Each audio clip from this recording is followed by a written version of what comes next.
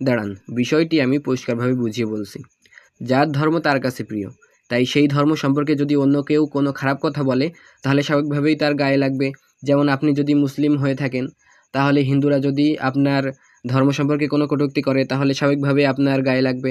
ঠিক তেমনই আপনারাও যদি খারাপ কিছু বলেন তাহলে হিন্দুদেরও গায়ে লাগবে, যেহেতু তারা তাদের ধর্মকে ভালোবাসে। তাহলে নিজের ধর্মের বিষয়গুলোর প্রতি সব কিছু ভালো এবং অন্য ধর্মের বিষয়গুলোর প্রতি কেন এত বিদ্বেষ ছড়ান?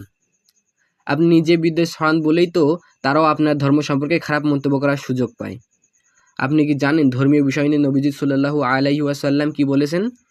তিনি তার বিদায়ী হজের ভাষণে বলেছেন যে, তোমরা ধর্মে বাড়াবাড়ি করতে যেও না, কারণ তোমাদের পূর্ববর্তী জাতিগুলো ধর্মে বাড়াবাড়ি করার কারণেই ধ্বংস হয়েছে। সুনানে নাসাই হাদিস নম্বর 3057 এবং এটি সহিহ হাদিস হিসেবে শ্রেণীবদ্ধ। তাহলে কি বুঝলেন? অন্যের ধর্ম নিয়ে খারাপ মন্তব্য করার কোনো প্রশ্নই আসে না, কারণ আপনি যদি তাদের ধর্মীয় বিষয় নিয়ে খারাপ কথা বলেন তাহলে তারাও তো আপনার ধর্মীয় বিষয় নিয়ে খারাপ মন্তব্য করবে। তবে তারা যদি নিজ থেকেই আপনার ধর্ম সম্পর্কে কোনো খারাপ মন্তব্য করে, ধরেন আপনি তাদের ধর্ম সম্পর্কে কোনো খারাপ মন্তব্য করেননি, কিন্তু তারা আগে থেকেই আপনার ধর্ম সম্পর্কে কোনো খারাপ কথা বলতে আসছে, তো সেক্ষেত্রে আপনি প্রতিবাদ করতেই পারেন, কিন্তু আগে থেকে আপনি তাদের ধর্ম সম্পর্কে কোনো খারাপ মন্তব্য করতে পারবেন না।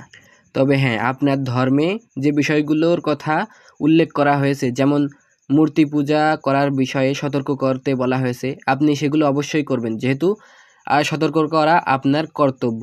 তো আপনার কর্তব্য আপনি পালন করবেন, সেগুলো শোনা বা না শোনা তাদের একান্ত ব্যক্তিগত বিষয়।